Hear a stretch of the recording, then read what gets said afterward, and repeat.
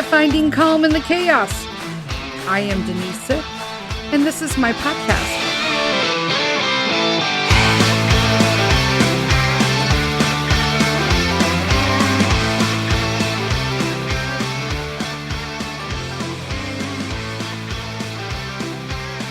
Hello, everybody. Welcome to another episode of Finding Calm in the Chaos. You know who I am. Today, oh my gosh. Okay, it has been so hectic, guys. It's been hectic. I will let you guys all know that I am still struggling with this lupus flare, like prior to vacation.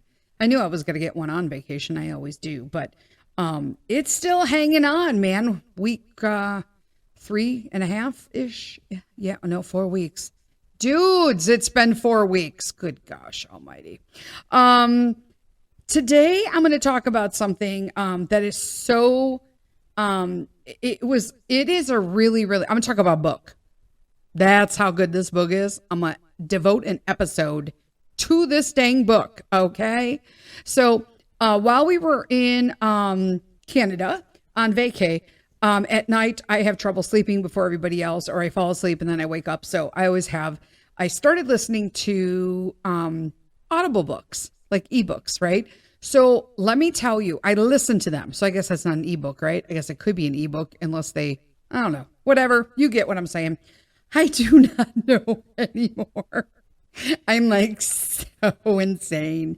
I read this book. And it is called The Courage to be Disliked by Ichiro Kishimi and Fumitake Koga. Yeah, just Google the search. The Courage to be Disliked. So just search on, like, I use Audible. You know, you pick whatever beats your fancy pants. And look for The Courage to be Disliked. Ichiro Kishima and Fumitake Koga. There you go. So basically it is this like transformative perspective, okay, on personal growth, okay, and self-acceptance. And they do that through this what do they use here? I'm gonna pull it because it's really hard to explain. They do this through a dialogue-based exploration of Alfred Adler's psychological theories.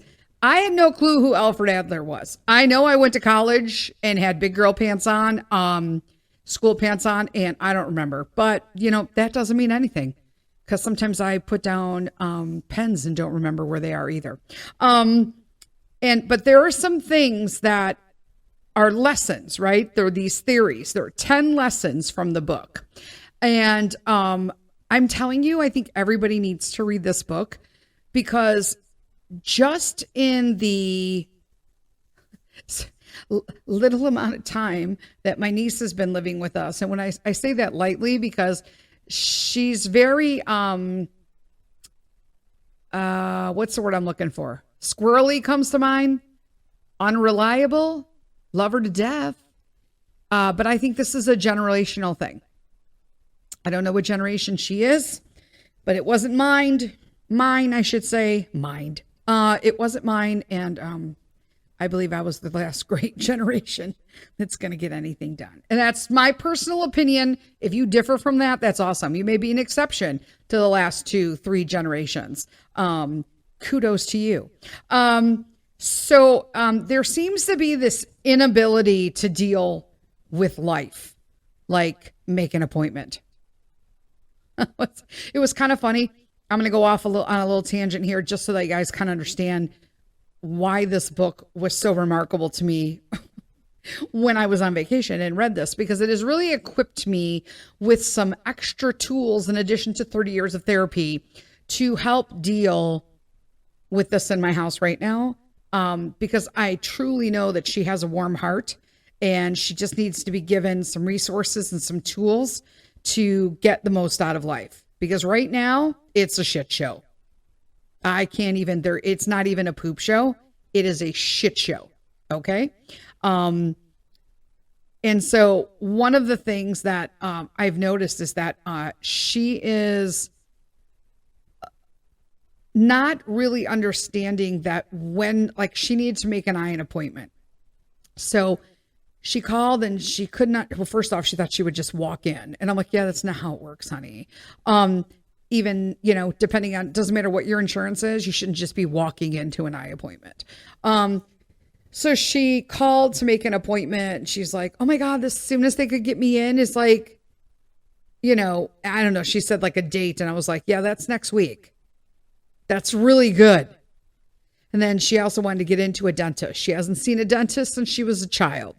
No judgments. You know what I mean? She comes from a background that's a little rough and has been unforgiving to them. And so, let me tell you, she had some difficulty with the kind of insurance that she has. I called, spoke to the insurance manager. We straightened it all out. There was some miscommunication in the office. I straightened it out because there were some legal repercussions behind their miscommunication. So I stepped in for that because she wouldn't know that. But she was like at awe that she couldn't get an appointment till September, but I got her an appointment at the end of August. So I'm like, well, there you go. And I'm like, did you expect to be seen tomorrow? Like, that's not how it goes as a new patient, period. I go, and you do know you're not just going to walk in and he's going to do what you need done to your teeth. You need to walk in, you need to get exams. They need to get a whole comprehensive exam on you. They need to look at your teeth and they may or may not clean them that day, depending on what the x-rays say, because she does need some cosmetic, she has like a chipped tooth or something that needs to be fixed she hasn't been since she was a kid. So it was, I was like, that's not going to be done in one appointment. It's just not.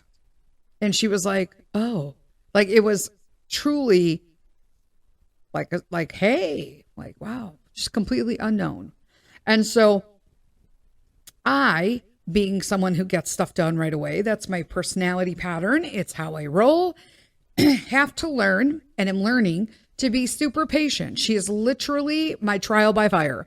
I've been putting a lot of work in. I've been walking my spiritual path. I've been walking my personal path.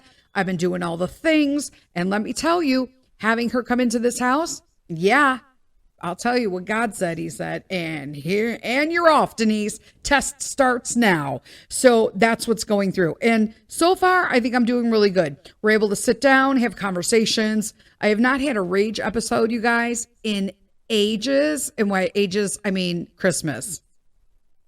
And if you don't know that, go back to that Christmas episode. But I am really proud of myself that I'm able to handle things a little bit differently. And that has helped with both self-development, personal growth through books like The Courage to Be Disliked, and also through therapy. So just saying, I know somebody told me the other day they found something that it was like some little reel or something that how therapy doesn't work. And I'm like, they obviously don't know me. Like, I need to talk to that person. I think they're an idiot. If your therapy doesn't work or isn't working, you have the wrong therapist. Find somebody else.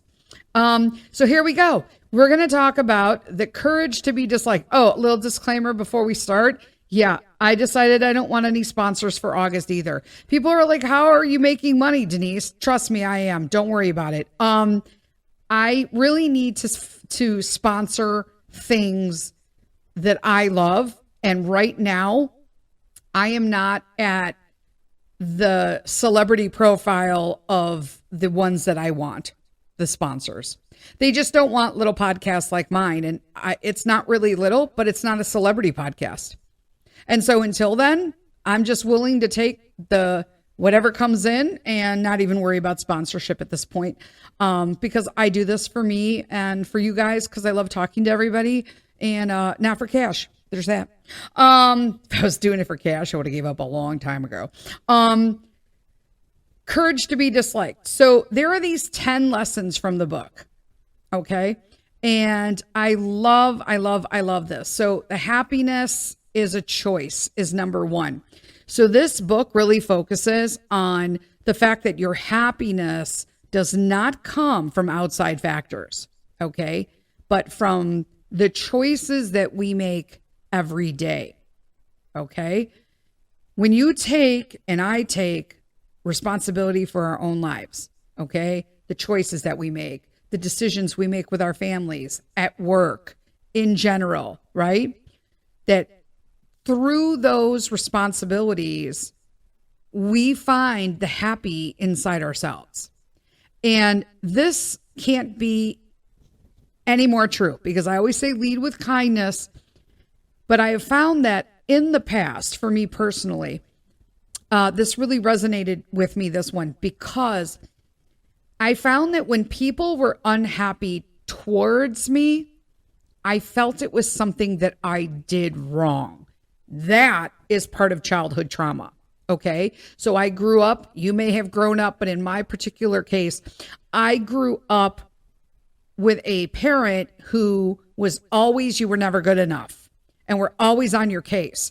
So there was always eggshell stepping, tiptoeing, and it still didn't matter. You could be tiptoeing and you'd still get your hair pulled out from behind.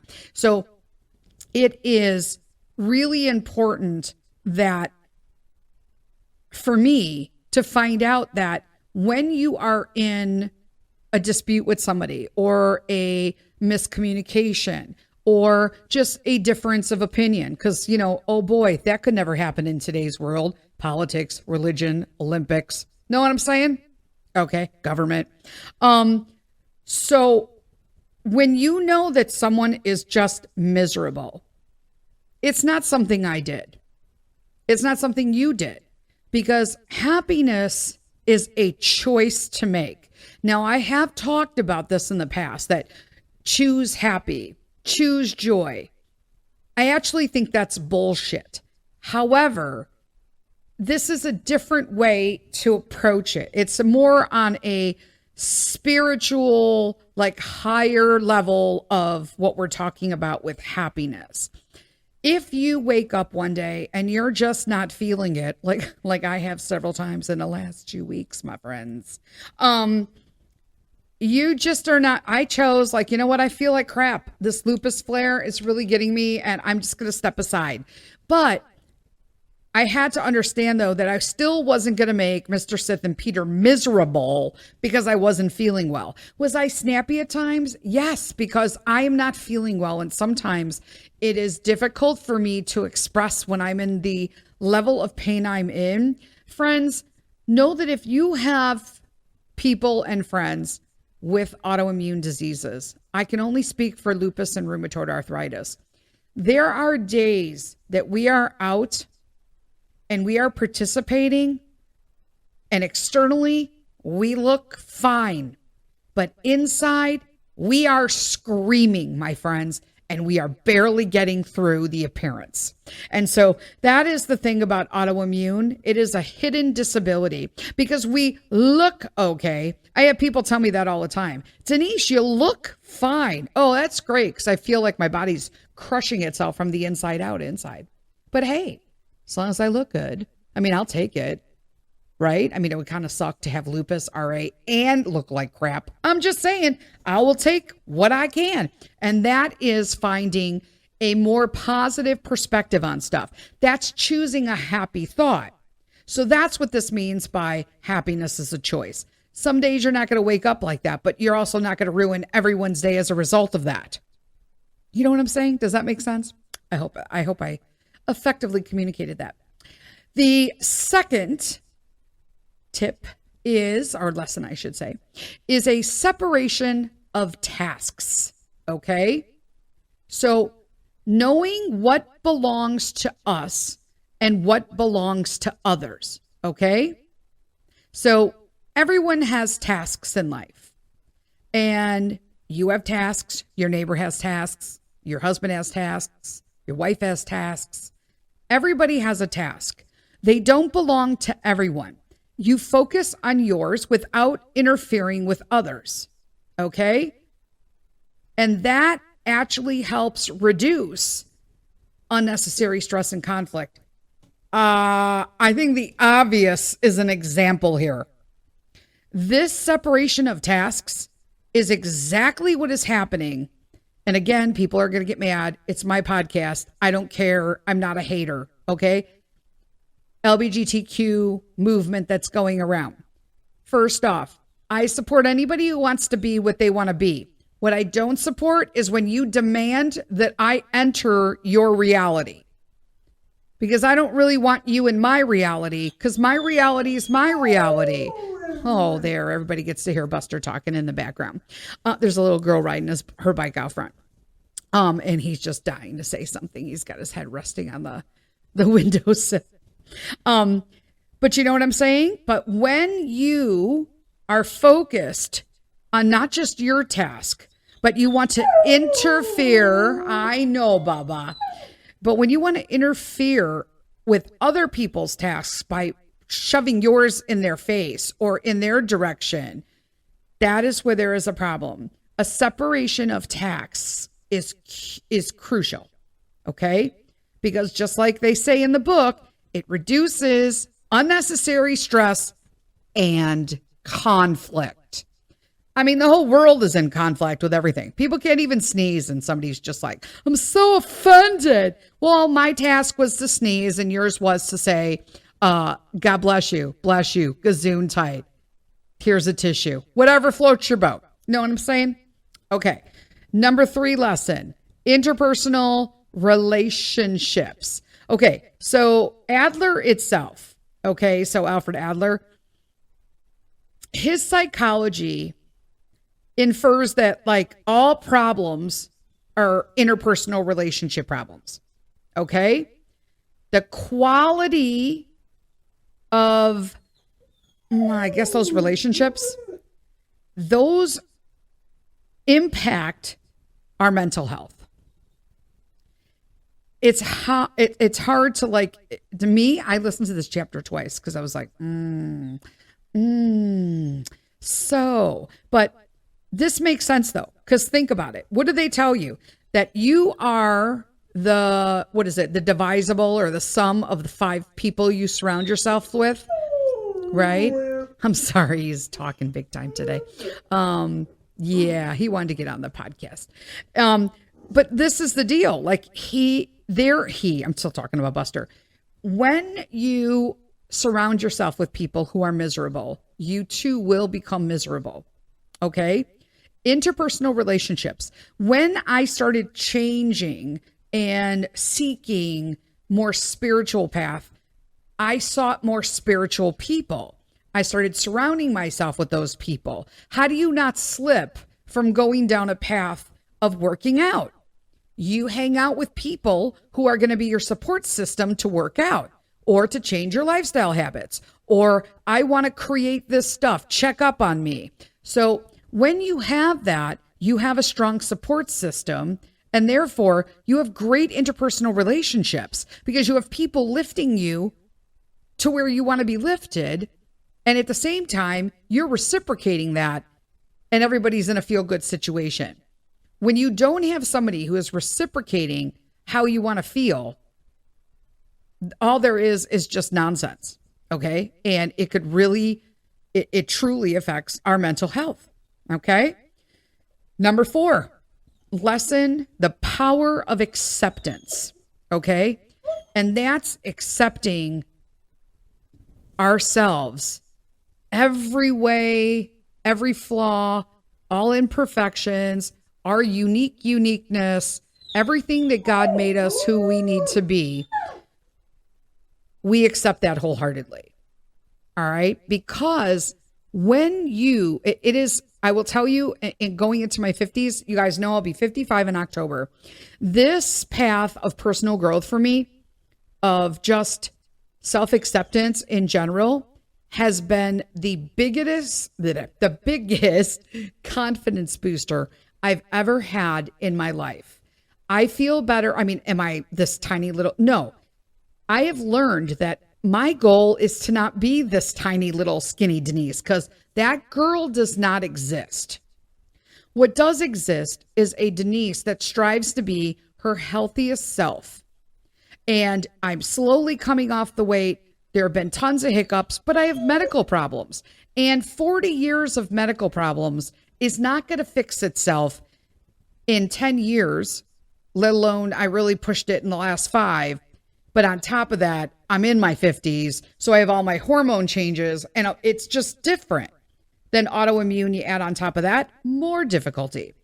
My goal right now is just to accept that I have lupus, I have RA, I I have tons of stuff going wrong with me. I have had multiple surgeries. Okay. 33 to be exact. And I just want to be the best version I could possibly be for me, to be able to enjoy Peter, to be able to enjoy Mr. Sith, to be able to do things and travel and see things more comfortably. I don't even have to be 100% comfortable, just more comfortable than I am now. Now, when I get to that point, am I at that point going to say 5 years from now, you know what? I'm really proud of what I've accomplished, but now I want to be even more comfortable and take off more weight now that my hormones have stabilized. And that's probably going to be the case. But I think that's life, right? That's life's journey. The power of acceptance, but always working of who we are, but loving ourselves genuinely with our imperfections and flaws. All right. Number 5 lesson, living in the here and now. I have talked about this in the past. You guys know, okay? When you live in today, okay? So, and how do you know that you do this? Here's how it was described to me by my therapist, okay? When you are hung up on stuff you did in the past or what happened yesterday, and you're worried about what is going to happen anytime past the current moment that you are living in, let alone the future, okay? Because everything outside of the general moment right now is the future. So I'm recording this at 1:56 p.m. If I'm worried about what's going to happen at 2 p.m., I am mindlessly being preoccupied with the future. It is what it is. I could be struck down with lightning right now. Holy cow, what kind of views would that get or listens? I'm just joking. Just joking. Plus it's sunny. There's that. Living in the here and now. If you suffer from depression, anxiety, any of the worry syndromes, I call them, okay? This was my life. My brain never stopped thinking about the past, the future, that I didn't ever even live in the present for decades. I was going to say years, for freaking decades, my friends. And what an incredible waste of time to even think that, number one, if you are a Christian or any religious denomination that you believe that you have been forgiven, then why are we even worrying about what happened 10 minutes ago? Oh, I dropped this glass. Oh, it was grandma's favorite. Okay, it's done because it's broken and now we're forgiven. Boom, move on. If we hang on to that, we're doing a disservice to the power of what God gave us. And that is the power of forgiveness through the death of Jesus. I'm just saying, okay? I won't harp on it. A lot of people didn't like my religious one. And I was like, whatever. I'm not going to be sorry for being Christian. Yeah, there's that. So when you are living in the here and now, okay, you are fully living in the present moment, okay? That is being mindful of your life. It's being mindful of who you are. It's actually honoring who you are as an individual. And it will reduce. I'm not a psychologist. I'm not a therapist. I'm not a medical professional that would deal with mental health. But I can just tell you from my own experience that when you pull your head out of the past and the future and you live for today, it will reduce your anxiety and depression. Period. Done. I don't have any of it anymore. Will it come up? Yeah. You know what gets me now? My anxiety always goes when I'm trying to relax because, obviously lupus flare. I'm sitting down. I'll either play Minecraft. Yep, that's a whole nother story. Or I will read or listen while I'm playing Minecraft to my books, right? My audiobooks. Or I will crochet and listen to my audiobooks. And then I'm just bringing it down. And then all of a sudden, Sheikah and Buster will just be going back and forth. She over exaggerates because she doesn't want anybody in the room anymore. He comes in and he just wants to play like he is now, just staring out the window. He's literally pacing in the room, kind of making me anxious. So I'm just letting it go. He's waiting for Day to get home so they can go for a promenade. I can't say the W word or spell it because he knows that. But promenade, look it up if you don't know what it means. That's what he's waiting for. Number 6, the title of the book lesson, The Courage to be Disliked. Seriously, I will tell you that living authentically, okay, which you guys know I hate, like be your authentic self. The MLM world has like crushed that and ruined that for people. But you can live your uniqueness, authenticity, okay? Making life choices with your values, right? With your wholehearted values and your soul, your spirituality. Like I said, I'm not going to say I'm sorry because I'm Christian and I bring that up in my podcast. I will tell you, every episode I talk about anything like that, I get a message in my inbox. It's the same 3 people, but yet they keep listening. I love you guys too. But I'm just saying, if you don't like that, then don't care to even bother with it. It's something that I said. I'm not going to change who I am. So this is the courage to be disliked. Just like the same people are like, Denise, I'd love your podcast more if you didn't swear. Okay, well, number 1, I only really swear on Saturday at Coffee Talk. And on occasion, I'll say like a shit and a damn and maybe like an F word, but then I catch myself. If I have a sponsor, I actually re-record those and remove them. But it's who I am as a person. And I'm not seeking approval and being a yes girl anymore. Like that was being written out when I turned 50, going into 55. There is no yes girl. Like I'm literally just, if I don't want to do it, I say no. And there have been instances, like I think I talked about it on Coffee Talk, that I had a cousin who I rarely talk to and just see like online stuff. She's a Snapchatter. So she's always like snapping shit. It's all over. See, I said the S word. Relax, people. Settle down. Settle down. I do have the courage to be disliked. But she'll always be doing that stuff. And I'm like, okay.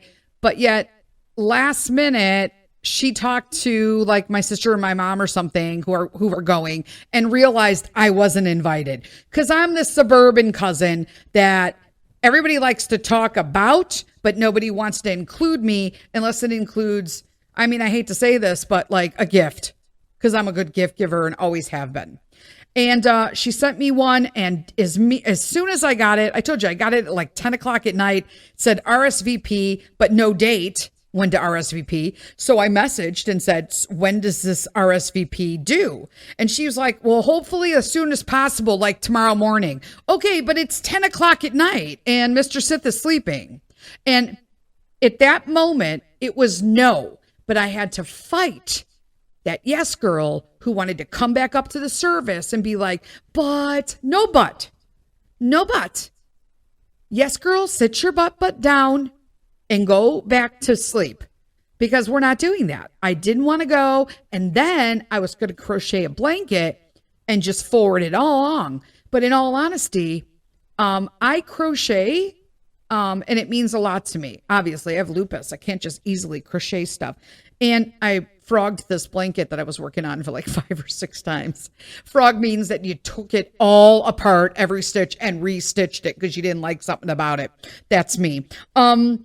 And I was like, you know what? Why am I doing this? I don't ever hear from them at any other time. It is not necessary to do this.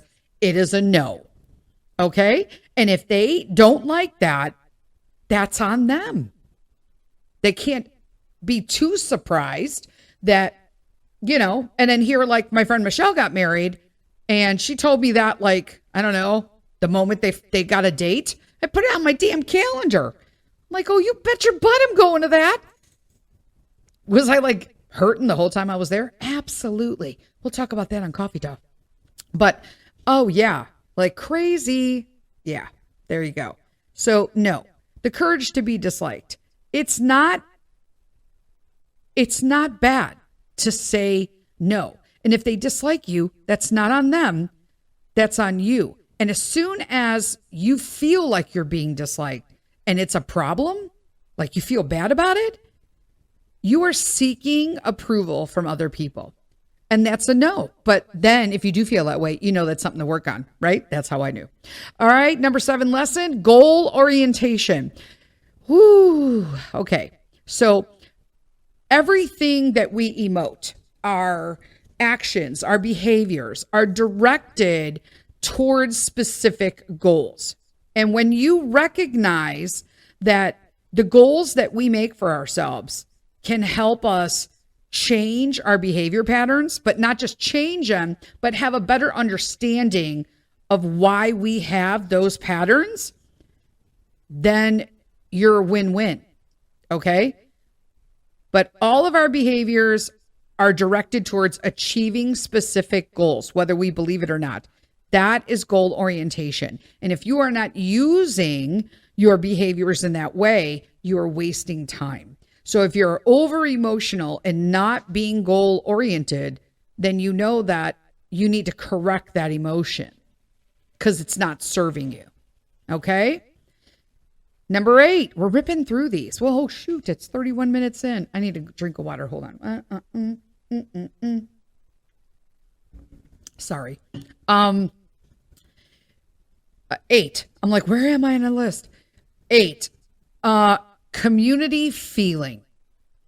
This has been a huge, because I will tell you this, I have to force myself. You may understand what I'm talking about here. I used to be, when I was in grammar school, I was a huge introvert. I was very shy. Believe it or not, peeps, I'm telling you, everybody can account for it. I still know people from grammar school. I was super quiet, super whatever. Okay. But then in high school, I became this mad woman. And then in college, I was like super outgoing and I was just like, I'm doing my own thing. People, if you like it or not, it was really like just to the extreme. But the older I've gotten, okay, the more I feel I want a smaller group of people around me, but a community, okay, of people nonetheless that support me, which kind of backs up on the first couple lessons, right? In the purpose that I feel that my life is gearing towards or leaning into. Spirituality, travel, kindness. They seem pretty like, duh, like doesn't everybody want that? No. Not everybody wants that. I can clearly tell you that. And you will have people drop out of your community because when you get that, when that developing community comes around you, that sense of belonging is a critical factor in helping yourself grow, your confidence, okay? And then when you contribute back to that community, okay, you feel like this connection. You have a greater sense of purpose. It is, to me, it has been just a feeling of support. I can't find another name. It's more than support, but you know how I am about words, and that's just what it is anymore. I cannot access the vocabulary I had in the past. It's very frustrating, but I've learned that it's just who I am and what the disease has done, the autoimmune, and I have to let it go. Right? So community feeling, if you don't feel like you truly belong in the group or circle or activities of people that you're in, get new ones. Dig down and find which ones work for you and keep looking until you find your peeps. Number 9, overcoming inferiority complex. There are probably so many of us that have this. I had this huge, okay? So my biggest thing is always being a people pleaser. But in order to do that, I always felt like in order for people I felt less than what everybody, and that's from growing up in the childhood that I did, right? So I grew up, I'm the adult child of an alcoholic. And He also exhibits what today they call narcissistic behavior. I had a mom who was lackluster. She very loving, okay, but lackluster in, removing us from that situation. Like if I lived in the situation that I was in as a child and Peter was the child, I would instantly and automatically, I would move so quick I'd look like Flash, okay, to remove him from that situation. That didn't happen. It was a different time. Do I hate her? I absolutely do not. I love my mom. It's, a different time, a different generation, different rules, the way they thought about stuff. It is what it is, okay? But when these inferiority complexes, right? The book really dives deep into how the feelings of being inferior can drive us to strive to be better. So on the opposite, you have this superiority complex, which I totally fell into. So I was like, there's no way that I'm going to be like that when I grow up. So I did the opposite, but in the extreme, which is ridiculous. Okay. And it's completely unhealthy. Financially, emotionally, totally unhealthy. And so once I realized that I wanted to be who I was, but do it without having to worry what other people think, what, comparing between me and this person, it made a huge, huge problem. And I'm not saying I'm done, because I do think that a little bit, this is always going to be with me because of the extent of my childhood, of how, just the things that happened during that time. I'm just being made to feel inferior. I mean, children feel that way anyway, but I was made to feel even more inferior, and a lot of emotional and word abuse, basically, right? Words hurt deeper. Where I always tell people, I have emotional scars are like some of the hardest to ever heal. It's crazy. And so there's that. So overcoming inferiority complex. This was huge. And I work on this still to this day. I notice, because it could come opposite way, but it was interesting to me to read in the book how when you have these feelings of inferiority, how it will switch, and you will then dive straight into feeling superior over others. And you have to find that balance and come back down. And that it's pretty complicated situation, depending on like how you've got this inferiority complex to begin with. So you have to look back at your trauma and address that when it happened, and then go from there. And number 10 is freedom through responsibility. And this one makes me think of my niece, right? They all feel very trapped. I know that when I grew up in a bad, childhood, that I should say a dysfunctional childhood. It wasn't bad, okay? But it could have been worse, okay? But there was such freedom that comes with knowing that you can take responsibility for your own life and make it what it needs to do. And that is authentic freedom. Like that is the true freedom, okay? Freedom through responsibility, that you acknowledge your circumstances. Sometimes are not always. Oh boy, please hold. Yeah, so quick break. Pause, carry on. So Buster is in reactivity training, and he can't jump on the window and bark, but he can talk if he sits down. And as you heard, he does. And for those of you who didn't know, Newfies howl like huskies. I didn't know that. So there's another little fact that I found out after I got a Newfie.